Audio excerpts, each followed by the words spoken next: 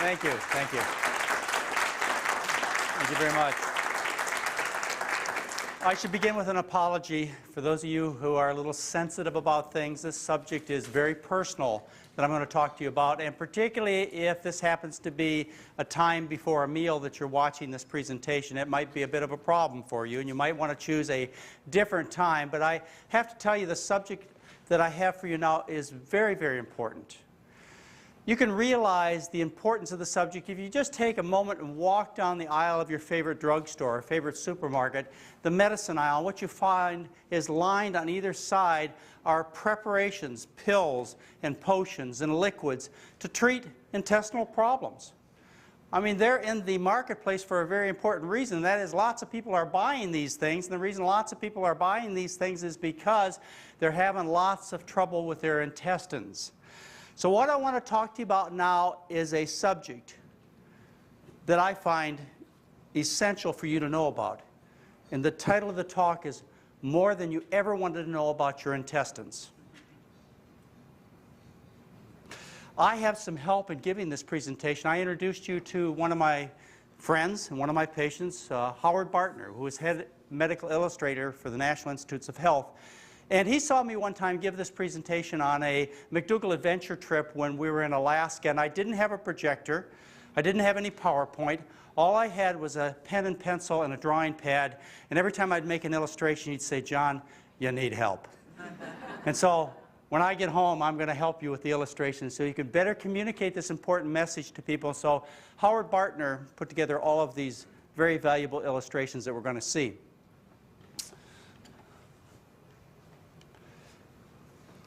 I also have some additional help, and that's these two characters.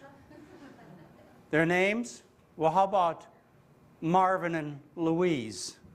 Will that do, Marvin and Louise? You know, people who look at this presentation, they sometimes say, well, you know, Marvin looks a little like you, John. And actually, he looks a little like Howard. And I think what Howard did is he kind of drew the both of us into this character of Marvin. And I'll let you choose who Louise looks like. So we're going to take a trip through the gastrointestinal tract together. And the first thing I have to establish with you is the fact that the gastrointestinal tract is outside of the body. Not inside of the body, it's outside the body. The reason you need to know that is because it helps you understand the intimate contact and the immediate contact we have with this world around us known as food. Now, I think the best way to imagine this is think about an inner tube. If you think about a rubber inner tube, what you notice is that the surfaces that are toward the center are really outside the inner tube. And the way you really get into the inner tube is you have to put a hole through the rubber to get inside. Now, what if you took that inner tube and you stretched it out 30 feet? Still, those surfaces that are more toward the center would be outside, wouldn't they? And so it is with the gastrointestinal tract, all the way from your mouth to the other end. That's really outside the body. And to get inside the body, you have to pierce the intestinal tract and go into the bloodstream, into the body. Now, it's important for you to know this because when you put food into your intestinal tract, the contact is immediate and it's intimate. Maybe you can think about it this way. Just imagine taking and turning somebody inside out and rolling them down a hill. So their intestinal tract picked up all the grass and dirt and other stuff that's on the hill, and you could see the immediate contact. And so you'll see this in your health too. When you change your diet, one of the first things that will happen is this intestinal tract will become very content. The aches and pains, the indigestion that you had, the malfunctions you had with your function of your bowels, they will immediately disappear. And I have to warn you, when you decide for one reason or another, and hopefully this doesn't come up very often, when you decide that you're going to go out and have yourself a little feast meal, plan on McDougall's revenge. The effects will be within minutes to hours. You'll know why you eat well.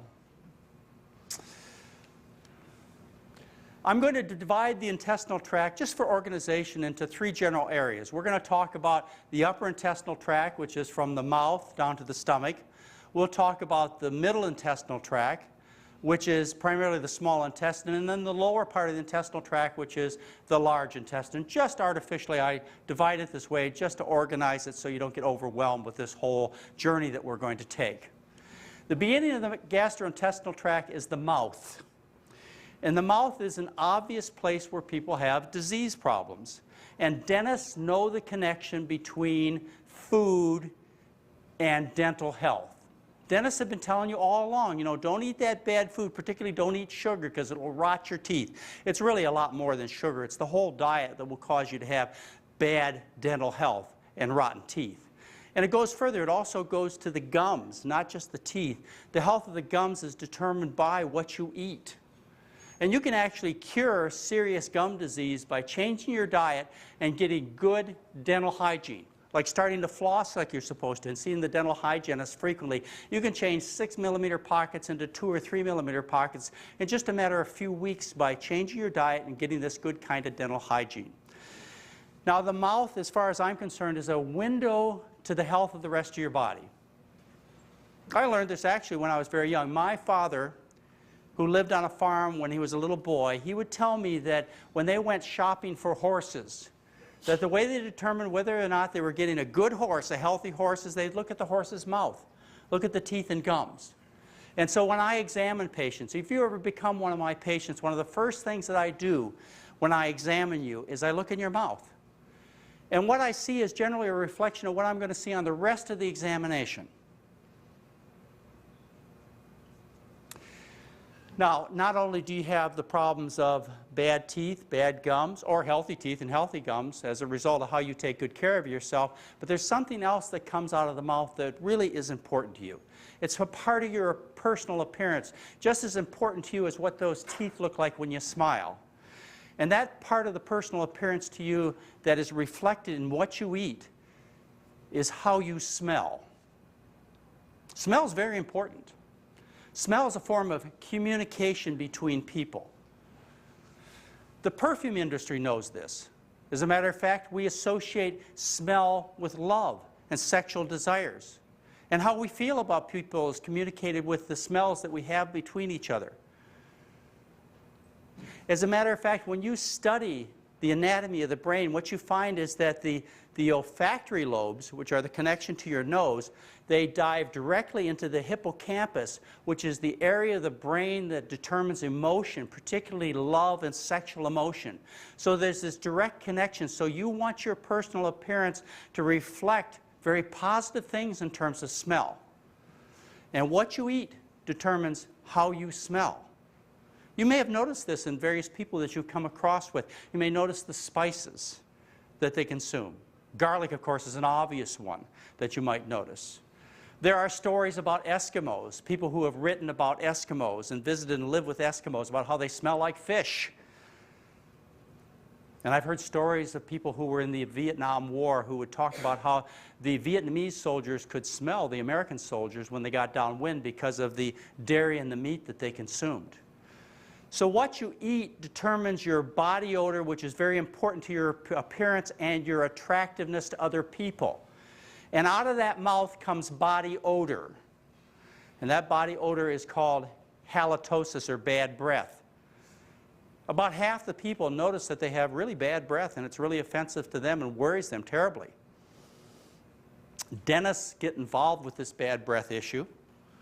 They often will measure the breath, and they take and measure the amount of sulfur coming out of the breath with a meter that they have in their office, and that will give a reflection of what the problem is, because really the real foul odors that come out of the breath are related to sulfur, just like rotten eggs.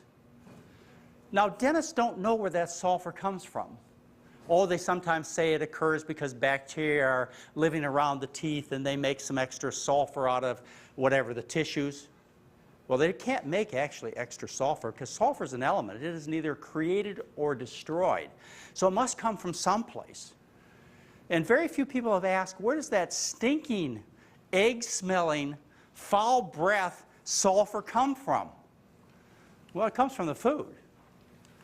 And one of the things I shared with you and want to reinforce is that the sulfur comes from sulfur-containing amino acids that are in the diet that you eat. And so you can choose whether you eat a large amount of sulfur, which is going to come out of your breath and other parts of your body, or a small amount of sulfur by the foods that you choose at the dinner table.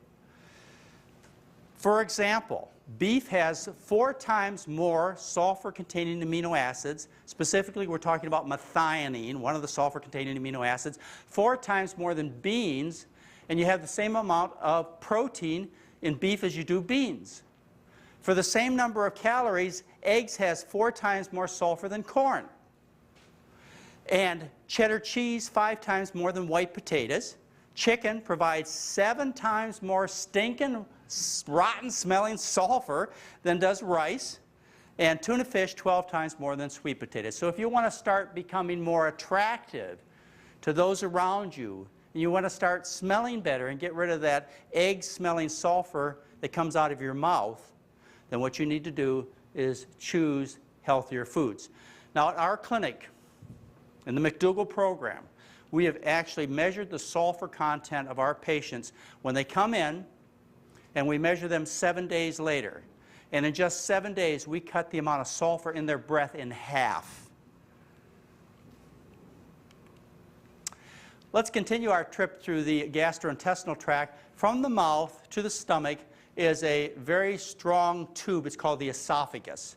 The esophagus rarely gets into trouble. It's mostly muscular. You swallow the food, it passes through peristaltic movements. What happens is it rhythmically contracts, and the food is pushed down into the stomach. Even if you're standing on your head, it'll push the food down into your stomach. And the esophagus rarely gets into trouble unless the stomach acids end up going back up into the esophagus. And this can happen. The way it happens is there's a sphincter at the bottom of the esophagus. It's called the lower esophageal sphincter. And this lower esophageal sphincter, it closes down. It's actually just muscles mainly that are supported by other tissues. It closes down completely between meals. And then when you eat and you swallow food, this sphincter relaxes and lets the food pass through into the stomach. And that's the way it's supposed to work. But what happens in people, because they eat an unhealthy diet for many years, and I'll explain to you exactly how it happens in a little bit. What happens is that sphincter, that lower esophageal valve that's supposed to be closed, becomes incompetent. And as a result, we get reflux of stomach contents, in particular acid, up into the esophagus. And you know about this. Why do you know about this gastroesophageal reflux disease called GERD? Thanks to the drug companies, right? They're teaching you about GERD, and they tell you the way to deal with this problem, this reflux problem, is to buy their antacid pill. Well, that certainly is one way, but there's a better way to deal with it, and we'll talk about that. So what happens is, if you have a diseased, an incompetent sphincter, is between meals, acid refluxes up into your esophagus. And it gets particularly bad when you bend over, for example. Now, when acid gets up into the esophagus, it can cause some problems. It can burn the lower part of the esophagus, and you get esophagitis. And it can burn it really bad over years of time, and it causes Barrett's esophagitis, and the lower esophagus looks like a piece of hamburger, raw hamburger. And then you continue to irritate that esophagus with those reflux stomach contents, particularly the acid that burns so much, and eventually in some people it turns into adenocarcinoma, cancer. And you don't want that to happen. That's a very difficult cancer to treat. Now when that acid refluxes up further into the esophagus, it gets into the back of the mouth, into the throat. Gets on your vocal cords and causes them to become irritated. You become hoarse. You have chronic cough. It can actually irritate them so bad that they may get cancer also. It gets on your teeth, and it takes the enamel off your teeth. It gets into your sinuses and causes you sinusitis. And then you inhale that acid that is refluxed up into your mouth. You inhale it into your lungs, and it burns the lungs. It burns the airway tubes, called the bronchial tubes, and you get asthma. And eventually you can get emphysema as a result of that chronic acid irritation. So this is very important. You don't want this to happen. You want the acid to stay in the stomach. So how do you deal with this? Well, the way you keep the acid in the stomach is, first of all, you make less acid. So what makes acid? Well, acid is made in the stomach primarily to digest high-protein foods. So when you give up the meats, and the dairy products, what happens is you decrease the acid production in the stomach. Now, you may have heard that eating dairy products would be good to quiet down the stomach and neutralize the acid. That's not the case. Actually, the protein and the calcium in dairy products both stimulate acid production. And in studies, old studies and more recent studies, where they've tried to heal ulcer disease giving dairy products, what they found is just the opposite. We had a diet that I used to use when I first started in my medical education. It was called the Sippy Diet. And the Sippy Diet was an ounce of half and half and an ounce of antacid every other hour. Okay? The idea is the half and half, which is, cream and milk, and would neutralize the acid, and then you give the antacid the next hour, and that would neutralize the acid, and so on. You're supposed to heal the ulcers. Well, they don't prescribe the Sippy Diet anymore for two reasons. One is they found no better ulcer healing than they did with the regular hospital diet. And two is they found an increased risk of death from heart disease from all that half and half. What they found at the end of the year in an American study is they had double the risk of death of heart disease from people on the Sippy Diet, and in a British studies it was 6-fold greater. So we don't do that anymore. There have been other studies done where they've tried to heal ulcers, giving people a lot of dairy, a lot of milk in their diet, and they always show the same thing. They don't heal. So that's not the way you want to approach the problem. As a matter of fact, it's just exactly the opposite. You've got to get those high-protein foods out of the diet, including the comforting milk that we learned about. It's not comforting. It is actually acid-producing. The other thing you do, in addition to changing your diet, is you raise the head of your bed. Because when you're sleeping at night with the head of the bed elevated, what happens is gravity pulls the acid back down into the stomach. Now, I tell lots of patients, I have lots of patients do this. It's very helpful, costs nothing, of course, no side effects, as I tell them to put blocks, 4-inch blocks, sometimes 6-inch blocks, under the head of their bed. If they're overweight, this helps them with breathing. If they have asthma, it helps them with breathing. It keeps the acid in the stomach. It's just a really helpful way for people. If they have heart trouble, it makes it easier at night when they're sleeping to keep the circulation going effectively and not overload the heart by laying down and having all the fluid go into the heart. So raising the head of the bed can offer a lot of comfort to people. So I tell them, I say, I want you to put blocks under the head of their bed. And they come back to me often, too often, that's why I tell you about this. They come back and they say, Doc, I did exactly what you said and it didn't work. I said, well, what exactly did you do? They said, well, I got 4 blocks and I put it under each post of the bed and it didn't work. That never works. Only 2 at the head of the bed, so you are on a slant. Now, other people tell me I don't need to do that. I have these pillows or these wedges that I use that cause me to go upright. That doesn't work. That just bends you and squashes things. You have to get the whole bed at that angle, so that gravity effortlessly in an unbent position allows this change in the fluids in your body, including the acid that's in your stomach. Very effective way to deal with this. And then the last thing I do is I do use antacids. I use the wafer kind, like Tums, or the liquid, like you would get in a liquid antacid, or I do use the pills that actually stop the production of acid in the stomach. But almost always I use them in an as-needed basis. Not every day, but just when you're having troubles. And generally people know why they're having troubles, because they did something they weren't supposed to do. Very important also in getting rid of that acid is to get rid of the coffee. Coffee causes a lot of acid production, and here's an important thing for you to understand is decaf coffee causes as much acid production as regular coffee. So you're not going to gain anything when it comes to healing your painful stomach by switching to decaf coffee. There are even some foods on our diet that are irritating to the stomach that I ask people to be careful about. These are raw vegetables. In particular, onions, green peppers, cucumbers, and radishes. If I think of a thick slice of onion on a sandwich, I almost get a sour stomach just thinking about it. Because there are substances in that onion that are very irritating to the intestinal tract. But interesting, if you cook that onion, these are volatile substances and they boil right off, and now you can tolerate the onion. Microwave it, fry it, not with oil of course, boil it in any way, cook it, and what happens is now it's well tolerated. The same thing with the vegetables. Most of them are well tolerated if you cook them, but raw they can cause you some problems. Fruit juice. Think about grapefruit juice. I bet some of you are getting a sour stomach just thinking of grapefruit juice or orange juice. Very irritating, acid-producing, indigestion-causing, but not the fruit. Somehow when you grind up the fruit and you take away some of the fiber, it becomes irritating, distressing to the stomach. So don't do that. Hot spices can bother you, like peppers. They burn. Capsaicin is the substance that's so hot, but it's interesting, even though it'll burn all the way from here to the other end of the intestinal tract. Even though it will burn, it actually does not cause damage to the intestinal tract. In fact, this capsaicin will cause the intestinal tract to heal faster. They've done experiments where they give people aspirin or non-steroidal anti-inflammatory drugs like Motrin or Advil, and they put little holes in the stomach from the injury. And then they give capsaicin, pepper, and actually they heal faster in those that get the pepper than those that get the placebo.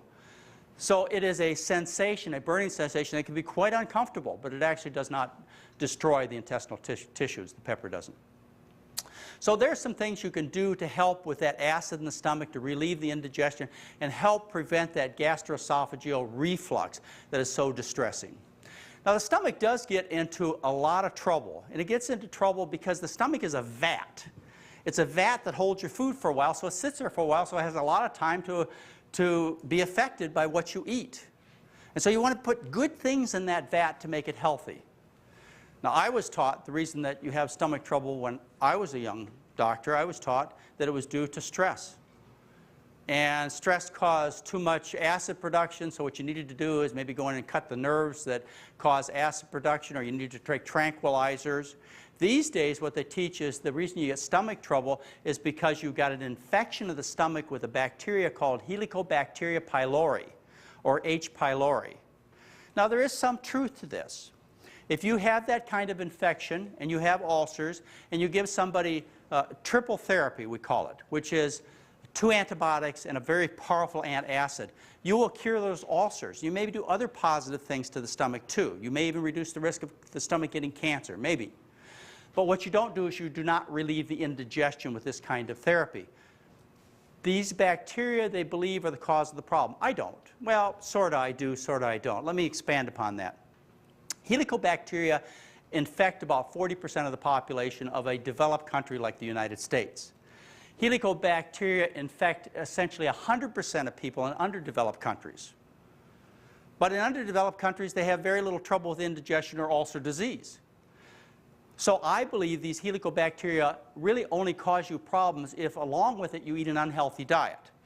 Eating more fruits and vegetables, by the way, will cause less of those bacteria to grow. It inhibits their growth. And if you go through that triple therapy and you happen to get cured of your ulcers, what happens? A few weeks later, a few months later, you come in contact with that bacteria again and you catch it right back. Doesn't sound like a permanent solution to me. This is a bacteria that's spread by contact. So you're just going to get it back. The way you're going to solve the indigestion, the ulcer problems permanently is to start putting good things in the stomach. You may want some temporary relief from antibiotic or antacid therapy, but you really want to get to the cause of the problem. You really want to deal with the stuff that's in the stomach. But I have to say, that's one of the last things most doctors or even dietitians think about. How in the world could what you put in your stomach affect its health? You know, what a novel thought. It would be as silly as somebody saying, well, how in the world could smoking cigarettes give you lung damage? Well, it's so obvious, I guess people miss such things like that. And so what you put in your intestinal tract should be the first thing, not the last. Shouldn't be tranquilizers or some psychiatric illness that you focus on, or stress in your life. It should be what you put in your mouth that determines the health of the intestinal tract. And if you think that way, you'll solve the problem in almost every case. Now, as you leave the stomach, what we do is we go into the first part of the small intestine, which is called the duodenum. And to the duodenum is attached the liver and the pancreas. The liver is a very important organ. It is the detoxifying organ of the body. What happens is if you take drugs, I'm talking about prescription, any kind of drugs, those drugs, they will go into your intestinal tract, and the first thing they do is they drain from the intestinal tract through the venous system and go right to the liver. And the liver takes most of that drug out of the system. If you even get drugs through your skin, the liver eventually takes those drugs or environmental contaminants or chemicals out of the out of your system. That's what the liver does. Even things that your own body makes that are toxins, breakdown products, the liver takes those things out. So it's the big detoxifying organ. So it takes things out of the bloodstream, filters the body from all these contaminants, and it takes and puts them into the bile. The bile is the fluid in the liver that comes out of the liver. Well, the bile does something else too. The bile contains bile acids that the liver makes. The job of bile acids is to digest the fat in your food. Now, those bile acids are very important for you to know about. They digest the fat in food. So you've got waste products, you've got bile acids that go to form this bile. Well, the bile drips out of the liver through various ducts, and then it forms a common bile duct. And off the common bile duct is a divergent duct that goes up to the gallbladder. The gallbladder is a sac that is there to store the bile between meals. There's no reason to have bile acid to digest fat in your food when you're not eating. And so what happens is you make this bile, and there's a little sphincter at the end of the common bile duct, just as it goes into the small intestinal tract, a little sphincter. His name is Odie. And he closes down between meals, and he pushes that bile back up, and it backs up into the gallbladder, and that's where the bile is stored between your meals. Now, when you eat, what happens is Odie relaxes, and the gallbladder contracts, and the bile is squirted onto your food, and it mixes up with the food. And that's the way everything's supposed to work. But people run into problems with the gallbladder. The major problem they run into is the gallbladder gets sick. You get gallbladder disease. And what you may know most commonly about that gallbladder disease is it gets stones. And we call those gallstones. And gallstones are really common in our society. About 15% of people in our society as adults have gallstones. 40 to 50% of middle-aged women have gallstones. When I was in medical school, and I'm sure they teach the same thing today, it was taught when you saw a patient, female, fat, and 40. It means gallstones. Look for gallstones. They're going to be there. It is such a common problem. And you must be aware of the fact that it's a common problem. You must be aware of the fact that you might have it. And part of the reason you must be aware of the fact that you might have gallstones is to defend yourself from overly aggressive doctors. Now, let's just say, just for argument's sake, that 40% of women, middle-aged women, have gallstones. If it was important to take those gallstones out to save your life, then you'd find doctors aggressively looking for them. You might find x-ray booths on every other corner in town trying to stamp out this disease, gallstones, and to save you misery. But the truth of the matter is these gallstones, as long as they don't hurt, and we call those asymptomatic gallstones, should be left where they are. All the studies done where they compared people who have gallstones that don't hurt, asymptomatic gallstones, which again 40% of the middle-aged women have, all the studies done show that if you operate immediately upon finding the gallstones, the person is worse off than if you leave the stones alone. More death, more disability. Now, this would be malpractice to go looking for gallstones in people, and we know that. Doctors know that. They'd get into trouble. But what happens if you go to the doctor and you get a chest x-ray, or you get a sonogram of your abdomen for some other reason, and the doctor says, ma'am, you got gallstones here. Look at those. Oh, and you know you got a problem. You got an obvious problem. Right there, it's on the x-ray. How can you deny it? And so you say to the doctor, if you need to, you say to the doctor, so what? Doctor says, well, that could turn into cancer.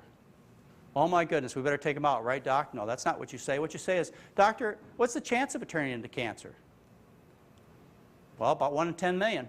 I'll take that chance, doc. I'll take that chance. What else could happen, doc?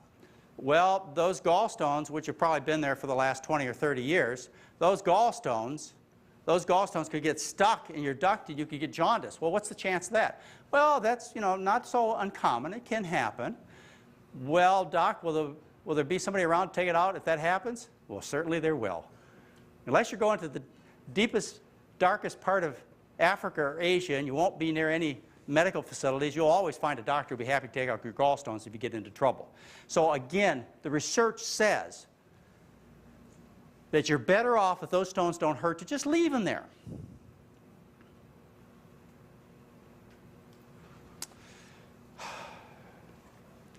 Now, the question you really need to have is, how did I get them in the first place? Because you don't want these things in your body. How did I get them? Well, the hallmark of gallstone formation is supersaturation of the bile with cholesterol. Everybody knows this. Every doctor, every scientist, there's no disagreement. So you hear those words, supersaturation of the bile with cholesterol. Do you think you could figure out where this comes from? Remember, cholesterol is only from animal products. It's the American diet, rich in fats, animal products, even polyunsaturated, those vegetable fats, contribute to this problem because they concentrate that cholesterol in the gallbladder. So that's how you get the stones. Over 95% of the stones that are found in people who live in Western countries are made primarily of cholesterol. Okay, so you got gallstones and they start hurting. Now what do? You're in a whole different category. Now they're not asymptomatic, you actually have symptoms. The time-honored treatment for gallbladder disease is a low-fat diet. So you eat a low-fat diet and the pain goes away. Not always, but most of the time. Now you are in the category of asymptomatic. I've had patients come to me and say, well, what should I do? I've got these gallstones and I get pain every time I go out and eat greasy Chinese food. And by the way, my cholesterol is 335. And they wouldn't change their diet when their cholesterol is 335. So I say to them, you leave that gallbladder right where it is. That gallbladder will save your life. Every time you do something you're not supposed to do, it'll scream at you. You see, that gallbladder could be your friend in the long run. But sometimes you have to have the gallbladder removed, or often people have their gallbladder removed before they learn about a healthy diet. They just feel like this is something normal, natural with aging, which of course it isn't. Gallstones don't exist in populations that don't eat the American diet, not the kind that we have anyway. So you have your gallbladder removed. Now you got a problem, right? Now there's no place for that bile to be stored. There's no sac. So what happens is the liver makes the bile and it goes into the common bile duct and it gets to the small intestine, and because it makes so much of it, it drips into the small intestine when there's no food there. So there's now no food for it to mix up with, and so the bile drips into the small intestine, now down to the large intestine, and these bile acids are very irritating. So one of the common complaints people have after gallbladder surgery is they have chronic diarrhea. And the other thing that happens because these bile acids are so irritating is they have 4 times the risk of right-sided colon cancer. On the right side, the large intestine, right-sided, because of that drip, drip, drip of that irritating bile acid. So what do? Well, the gallbladder's gone. Nobody's going to give you a gallbladder transplant. It's gone. So what do? Well, you eat a low-fat diet because remember, bile acids are made as a result of the stimulation of the diet, because the purpose of bile is to digest fat. So if you eat a low-fat diet, you don't require so many bile acids, so the liver doesn't make so much. So it decreases the production of bile acids dramatically, and that same low-fat plant-based diet you're going to eat also is full of fiber. And dietary fiber mixes up with those bile acids and neutralizes them, so the diarrhea goes away immediately. And the risk of colon cancer dramatically decreases. Now, the pancreas has some problems related to the rich American diet, like type 1 diabetes. But the pancreas generally stays fairly healthy. Let's move along to the small intestine. Let's talk about the small intestine.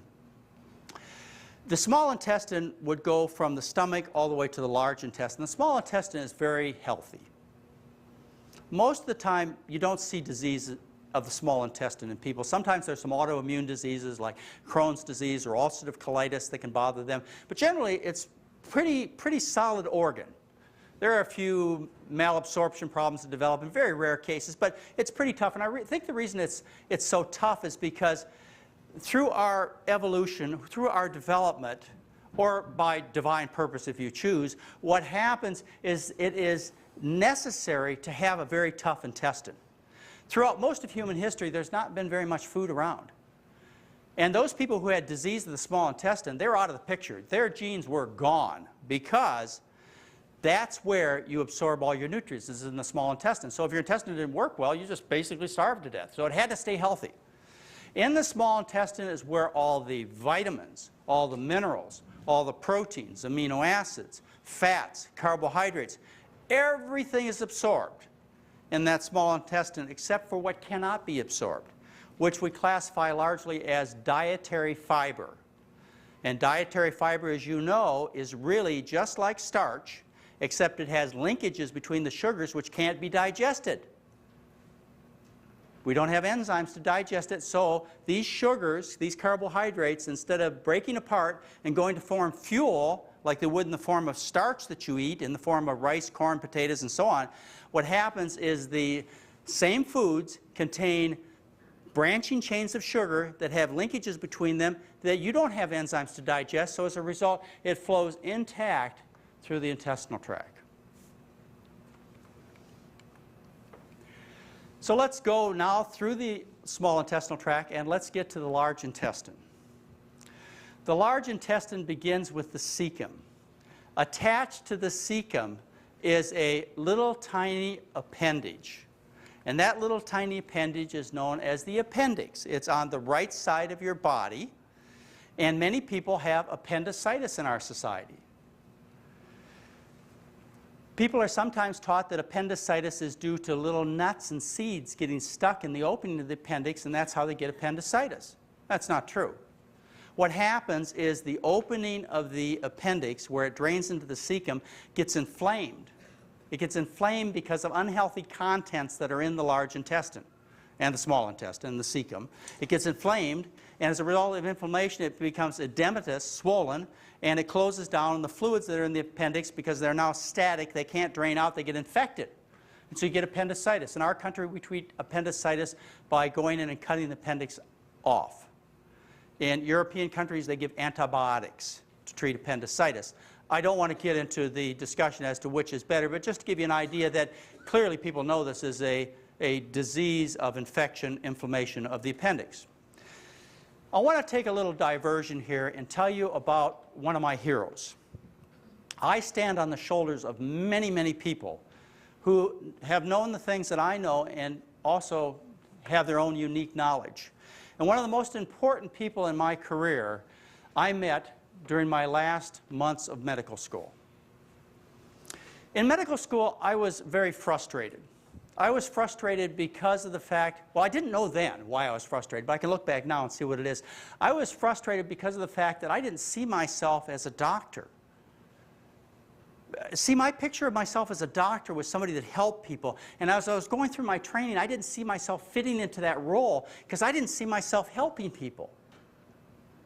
I found myself very frustrated. I would go to noontime medical conferences, and the doctors, the presenter, the lecturer would talk about various kinds of diseases, and what they would do is they would describe the disease, tell me about the symptoms and signs, talk about some genetic issues, some mysterious virus that might be involved, but nobody told me about the cause of the disease, the chronic diseases, or the cure of these problems. And I took these things very personal. I thought maybe I'm not getting the message. Maybe I'm missing something here. Maybe everybody else in the audience sees something I don't see. But I didn't really see a way to help my patients when I got out of training.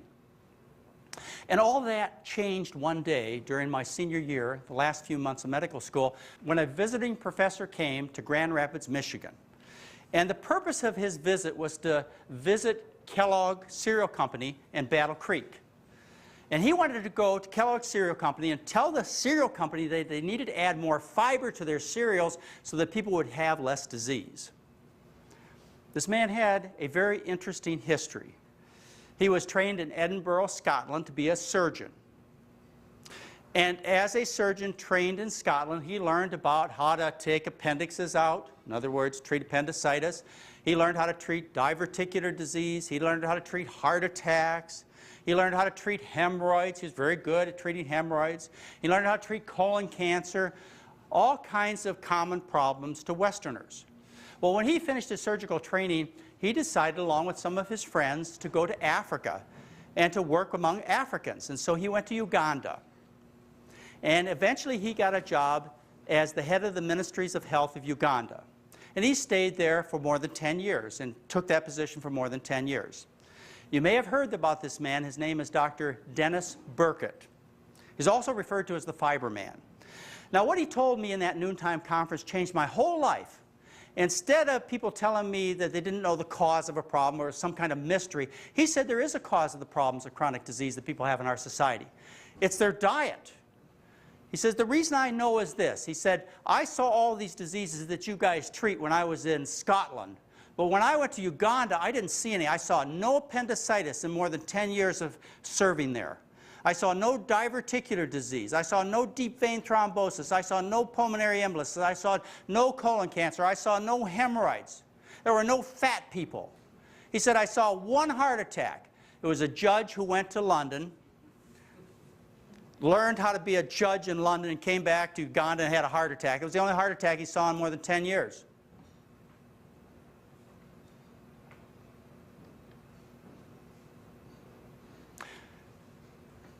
Let me take a minute and show you this man. I did an interview of him one time in the past, and I just happen to have that interview right here for you to see. Can we play the interview of Dr. Burgett? I went up to the medical school. I went up to the university in Dublin in 1929, deciding I'd do anything in the world except be a doctor or a dentist. And I entered the engineering school, and I did engineering for a year. And it was during my first year I felt very definitely called to give it up and take up medicine, and I have never, ever for one moment regretted that decision. I was a surgeon fundamentally for all my professional life, but over the last 20 years, just over, I switched entirely from trying to cure disease to go 100% into trying to prevent disease. Because it wasn't until I came back from 20 years surgical practice in Africa that I was helped largely by others to appreciate that most of the common chronic diseases filling the hospital beds in Western countries today are rare or unknown in the Third World, were rare even in North America before the First World War, are equally common in black and white Americans, and therefore they have to be due to our lifestyle, the way we live, and in which case they've got to be preventable if we can identify the factors in our lifestyle. To begin with, we talked about fiber, but then we realized we were far too blinkered. If you look at the diet of disease of the countries throughout the world who don't get the common diseases of Western culture, and when I say the common diseases, I mean diseases like atherosclerosis, diabetes, gallstones, bowel cancer, breast cancer, hemorrhoids, varicose veins, diverticula disease, huge pile of stuff. The countries who don't get these diseases have a diet with far more starch, far more fiber, far less fat, far less sugar, far less salt. And the two major things we need is to eat more fiber. The average American eats 15 grams a day. Our ancestors used to eat over 100. In much of the Third World, they eat over 100. The first thing would be to eat more fiber. The second thing would be to eat far more starch.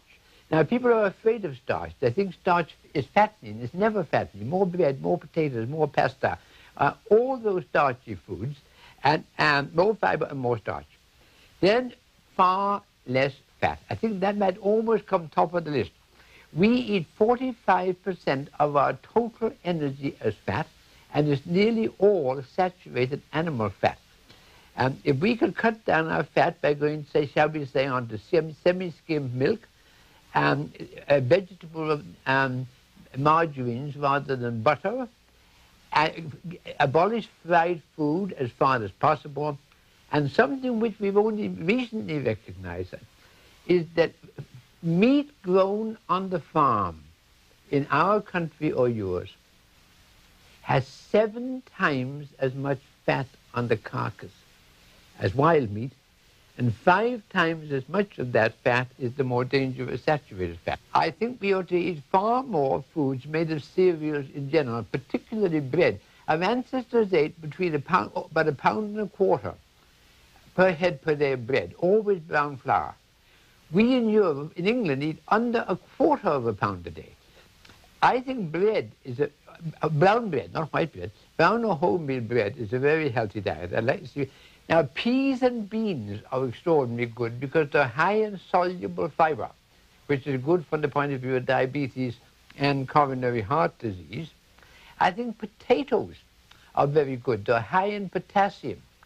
And Western man is the only mammal alive who eats more sodium than potassium. I think potatoes, as long as they are neither cooked or eaten with fat, are a slimming diet. They are very nutritious. They tell me that there's almost no other diet which contains almost everything a human being needs. I mean, vegetables and fruit are all good, but most fruit, of course, is 98% water, so you don't get a lot of fiber in it. But also, cereal is a good source of protein. I'm not a dietitian. I'm a surgeon who's coming by the back door, but this is just what I think about it. When Dennis Burkett gave the presentation at our noontime conference, he showed a slide that I'll never forget. And all I can do is give you an example of this slide from my memory. What he showed is a slide with two frames on it. In one frame was pictured a small bowel movement along with a large hospital. And in the next frame was pictured a large bowel movement along with a tiny hospital. Do you get the message? In other words, if you eat a high fiber diet, which of course is going to cause you to have voluminous bowel function, then you're not going to be sick. If you're going to eat the American diet, which causes you to have very tiny rock-hard stools, in fact, I call them the rock-hard American fecal marble to give you some idea of what we're talking about, and I know you recognize this, many of you recognize exactly what I'm saying. If that's what you're going to produce every 3 to 12 days, then the consequence is likely the rest of your health is going to reflect that. Now let's talk about fiber for just a minute. Fiber is the non-digestible part of the food. What happens is it goes through the intestinal tract intact. Do not think of dietary fiber as the bristles of a broom scratching your intestine. It does not do that. These are microscopic molecules. Maybe the way to think about it is think about a baked potato. Cook a potato thoroughly, put it in a glass of water, stir it up. You don't see anything scratchy like a broom, yet that's full of dietary fiber in there. This dietary fiber, it provides the bulk of the stool, not just for itself, but also drags water in. It also takes and attaches itself to bile acids and neutralizes them. It attaches itself to cancer-causing chemicals and neutralizes them. It's very important for your function to have lots of dietary fiber. And remember, there's no dietary fiber in animal products. Zero. Dietary fiber is only present in plants. So that's where you have to go to get your dietary fiber to have good bowel function.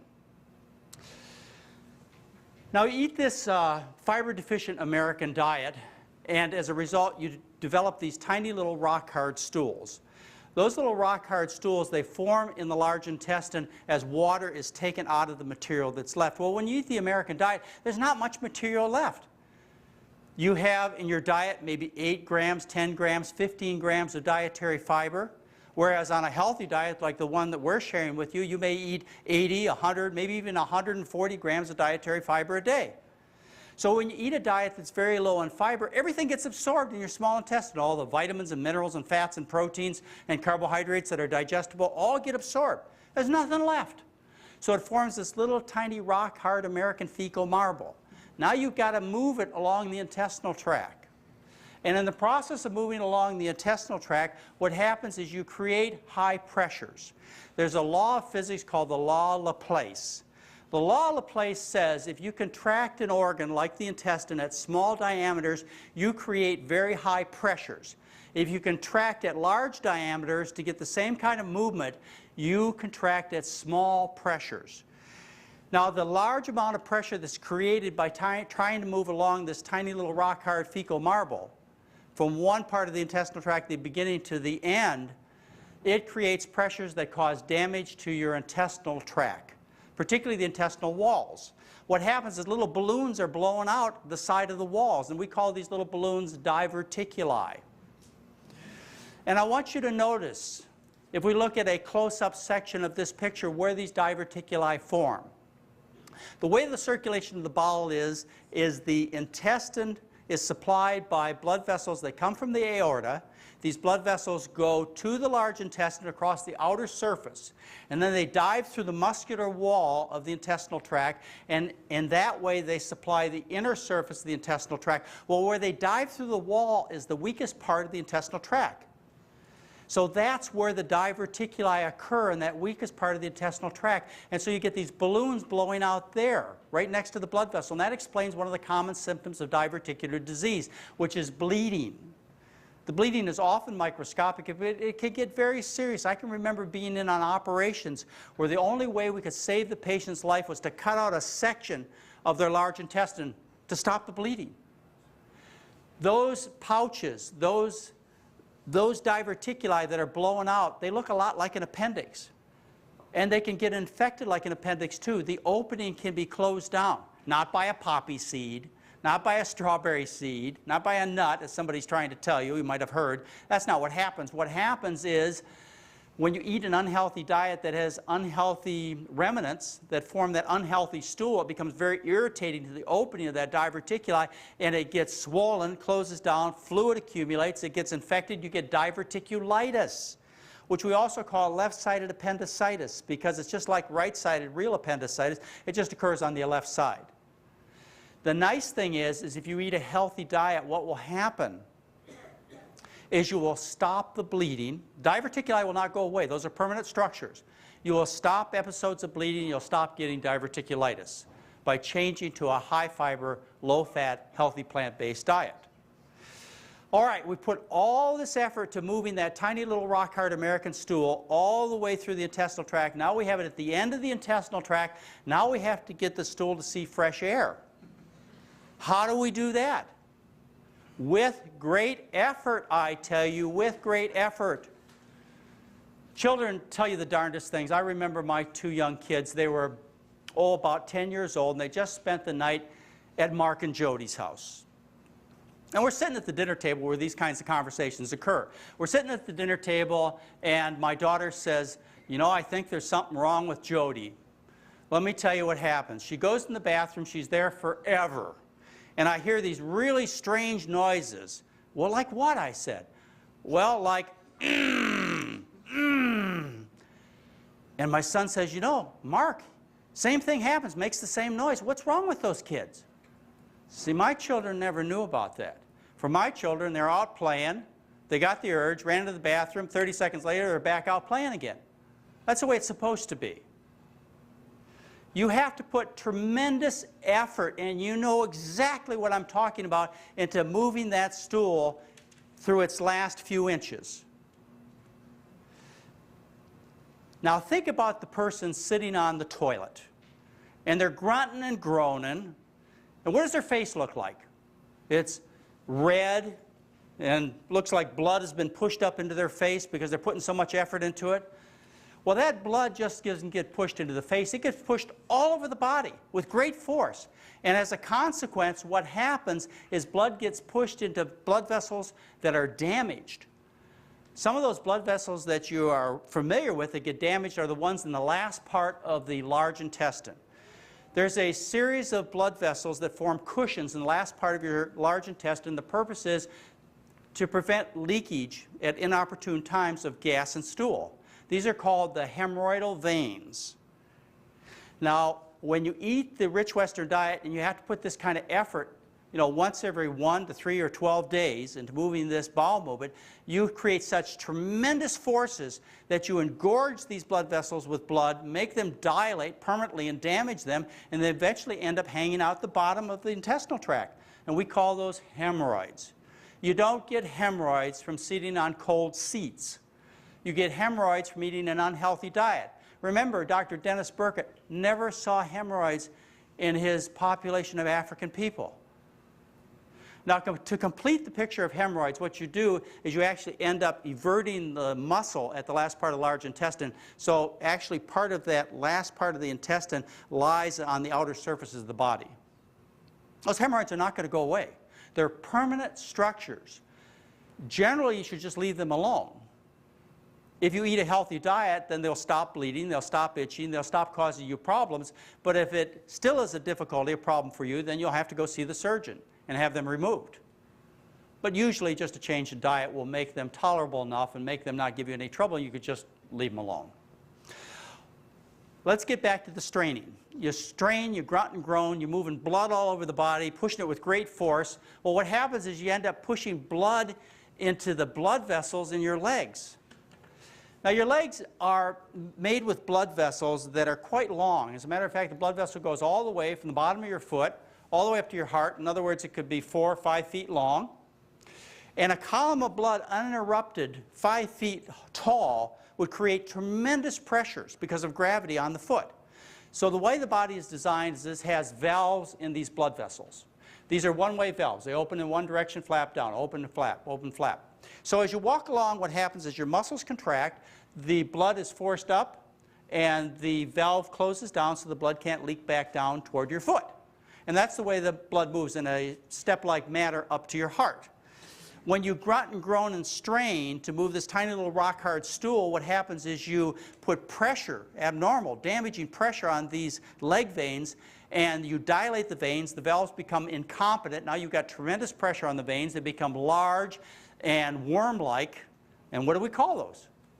Yeah, varicose veins. That's how you get varicose veins. Other problems occur when people put this kind of straining on their body. For example, women. The uterus is suspended by ligaments. Through the pressure that is created to move the bowel movement, the abnormal pressure because of the American diet, what happens is you end up pushing that uterus with great force, and you stretch out those ligaments that originally suspended your uterus in its natural position, and you push it into the vagina. And you get a prolapsed uterus, and sometimes this can end up with a uterus that actually lies outside of the body. It can be a very distressing thing. You can have it resuspended, or often women have a hysterectomy. But wouldn't it be better to prevent that complication? With men, with the straining, they'll cause varicose veins in their scrotum area and their testicle area, and that again is due to the abnormal straining that occurs. When you make this little tiny rock-hard American stool, what happens? You have to cause tremendous forces that affect other parts of the body. For example, what you have to do is you put strain and pressure and force on the abdomen, and what happens there is the abdomen actually pushes the stomach from its normal location up into the chest. Now there's a muscle that separates the chest from the abdomen. It's called the diaphragm. And through the diaphragm pass 3 structures. Passes the aorta, the vena cava, which are fixed, they can't move. And it passes one movable structure, and that movable structure is the esophagus. And because it's movable, when you put that strain, that force in there to try and move your bowels, you take and you push the stomach up into the natural hole that occurs in the diaphragm through which the esophagus passes. And you actually force the stomach into that hole, you dilate that hole, and a dilated muscle is called a hernia. And the consequence is you have a hiatus or hiatal hernia, which affects over half the people in Western societies. Now, as a result of having this hiatal hernia, you run into some problems. Every time you take a breath, because now part of the stomach is up into the chest, you take in, you create negative pressures, and you suck acid up into your esophagus. But one of the biggest problems here has to do with that lower esophageal sphincter that I was talking about at the beginning of this talk. I told you that sphincter closes down between your meals. But what happens after eating the rich Western diet for years, you end up destroying the competence of that sphincter, and now it doesn't stay closed between meals, and now acid can leak up into the esophagus and into the rest of the upper intestinal or upper respiratory system. One of the reasons it doesn't work well is because its normal position, normal anatomical position has been displaced. Usually that sphincter is positioned right at the diaphragm, right at the hole where it goes through, and so it gets support from the muscles of the diaphragm. And so as a result of having this support, the sphincter is able to function properly. When you move the sphincter out of that normal position located right at the diaphragm, you move it up into the chest, it doesn't have support anymore. So now it's not competent. And as a result, it leaks that acid up into your esophagus.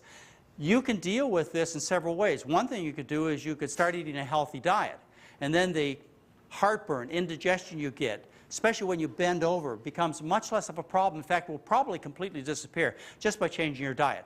As a last resort, you can hire a surgeon to go in there and cut your chest open, and they can take that esophagus and pull it back down into the normal position in the diaphragm and take and sew that hole up tight like they do with a regular hernia and do a surgical repair. But you don't want to do that. I mean, that's the last thing that you want to do. So there's a multitude of problems that people suffer from due to the fact that they're constipated. They have tiny stools. This is not just an inconvenience or an embarrassment. This results in serious diseases that can threaten your life and certainly can spoil your whole day. And remember where the sulfur comes from. The sulfur comes from the animal products. Beef has 4 times more sulfur than beans. Eggs 4 times more than corn. Cheddar cheese 5 times more than white potatoes. Chicken 7 times more than rice. And tuna 12 times more sulfur than sweet potatoes. So you want to improve your body odor from one end to the other. You do it by simply changing your diet. Thank you very much.